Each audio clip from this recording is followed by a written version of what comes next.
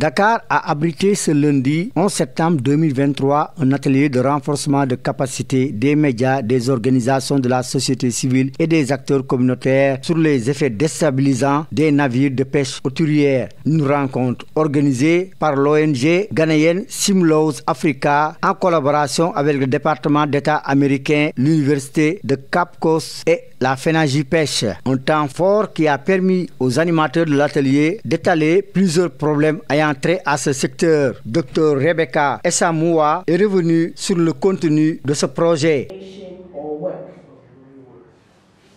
In Work Package 2, we are having advocacy for fisheries transparency, and this activity is one of that. Advocacy for fisheries transparency, to have paradigm shifts, sustainable fisheries and livelihoods. In Work Package 3, fisheries institutional transformation for accountability and effective enforcement. And in Work Package 4, also very policy-based, going through strategic documents that will be developed to have our industrial capacity enhanced and repositioned for local ownership. And in Work Package 5, quant à Dr Kamal Den Ali, responsable de l'ONG, il a abordé l'importance du cadre juridique et d'une bonne gouvernance dans le secteur de la pêche internationale. In the 1970s, we were able to achieve something that is good for them, or something that will promote their development. But the important question we should all be asking ourselves is that after 30 years of the convention, have we really got the benefits that we fought for 30 years ago? Have we really got the benefits of what we fought for 30 years ago? That is a question we should be asking ourselves. So let me give an overview of what the maritime space looks like. Under the Law of the Sea Convention, the maritime space is divided, and states have different rights and jurisdictions in these spaces. Quant au professeur Denis Ayeto, membre de l'équipe technique du projet, il est revenu sur la pêche durable et les menaces qui subsistent dans ce secteur au niveau de l'Afrique de l'Ouest. Libéria, c'est la même chose. Dans nos pays, au niveau de l'Afrique de l'Ouest, il y en a. C'est que ça doit éviter un déclin à long terme et ça doit maintenir le potentiel et pour assurer les besoins et les aspirations des générations actuelles et des générations futures. Et donc, dans ce cadre-là, je pense qu'on doit chercher alors à améliorer, ça c'est quelques options en fait, pour contrer les actions de ces navires de pêche étrangers. Donc, il faut améliorer par exemple le système d'attribution et de négociation des licences et des accords de pêche. C'est très important. Et d'ailleurs, ça, il faut réduire un peu l'implication politique. Souvent, c'est des implications politiques et autres. Donc, on doit réellement appliquer ce qu'il faut pour avoir ce qu'on veut de façon durable. L'autre chose, c'est que même au niveau des licences, il faut rendre public les informations des licences. Il faut rendre public. Mansour Ndour, coordonnateur régional pour l'Afrique de l'Ouest de Fishery Transparency Initiative, a abordé pour sa part la question de la gouvernance et la transparence dans le secteur de la pêche. Ça, c'est un problème. Le deuxième, c'est le risque des navires de pêche autorisés. Même si l'autorité a la latitude de suivre un navire contraire à celui de la Commission, la moindre des choses, c'était au moins de partager la liste des navires autorisés. Personne ne connaît les navires autorisés au Sénégal, à part ceux qui ont en charge, ceux qui sont responsables de ce risque au niveau de l'administration.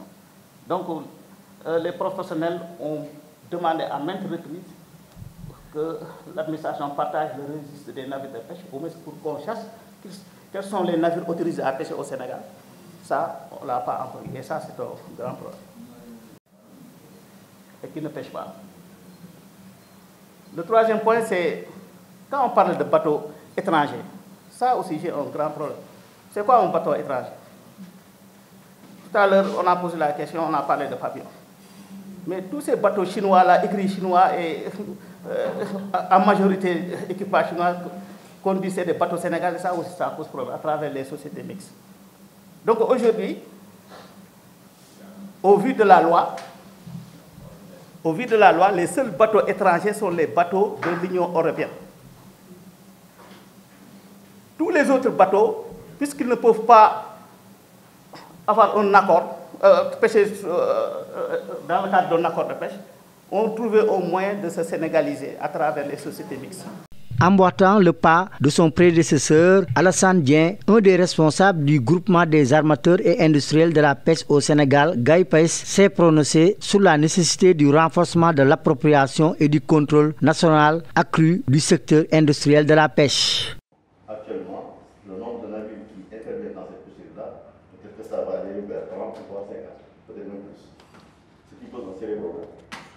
Alors, dans ces accords aussi, vous avez parfois, c'est des accords qui sont parfois, disons, en distorsion par rapport aux acteurs locaux. Là, dans le cadre, pour donner un exemple, la loi sénégalaise autorise, non, pas la loi sénégalaise, l'accord de pêche Sénégal-Union européenne permet aux navires de l'Union européenne de prendre accessoirement des taux, un taux beaucoup plus élevé, de plus accessoires que ce qu'il y a dans le code de la pêche. Ça veut dire quoi? Ça veut dire que les navires de l'Union européenne, par rapport aux capteurs accessoires, sont avantagés par rapport aux nationaux. C'est tout autre problème. Et si vous posez la question, ils vous disent que oui, l'accord en termes de droit, c'est super. Donc ça prime sur le code qui est au niveau donc, national. C'est souvent le cas. Malheureusement, parfois dans mon pays, en termes de... La rencontre a été clôturée par une série de recommandations émises par les participants, dont plus d'écoute aux professionnels des médias pour la disponibilité de l'information officielle dans le secteur de la pêche, mais aussi la mise à disposition des lois et règlements régissant ce secteur et enfin le renforcement de la concertation entre les acteurs. Concernant la catégorisation des navires, nous avons beaucoup appris sur ça. Et l'autre chose, c'est par rapport aux les dernières informations par rapport aux zones de pêche autorisées. Je crois que sur ce point, les gens ont tous apprécié ce que vous avez donné comme information. L'autre point, c'est vraiment là aussi où les gens ont mesuré le désastre causé par les navires de pêche et le pillage parfois de nos ressources halieutiques. Et souvent, tout le monde s'est dit à qui profite ce crime, plus ou moins, excusez-nous, puisqu'on voit que ça se reflète sur l'économie, puisqu'on perd beaucoup d'argent pour ça. L'autre aspect qu'on salue beaucoup, entre la pêche et la pêcherie, parce que beaucoup de gens ne comprenaient pas ces deux concepts. Vraiment, on vous remercie sur ce point. Pour la pêche illégale, le deuxième point concernant les défis, un problème majeur a été vraiment souligné, c'est le renforcement de la transparence. Et pour cette transparence, tout le monde a dit qu'il faut quand même une inclusion. Il ne revient pas seulement à l'autorité, mais aussi aux acteurs eux-mêmes, de renforcer cette transparence en faisant parfois la dénonciation. Puisque vous ne pouvez pas dire que vous luttez contre la corruption, vous œuvrez pour la transparence, vous voyez un de vos camarades qui fait une technique de pêche qui est illégale, qui est interdite, parce que ce qui est interdit ne doit pas être pratiqué. Au lieu maintenant de dénoncer votre camarade, vous préférez garder le silence. Et on dit ce qui se... voilà, on dit que vraiment tout ce qui se fait, voilà, sans moi et contre moi, mais aussi tout ce qui est gardé sous silence, cela veut dire que vous êtes complice de ce système. Alors, voilà. Et aussi, il y a le problème que les acteurs n'ont pas la véritable information concernant la pêche INN, donc il faudra les impliquer.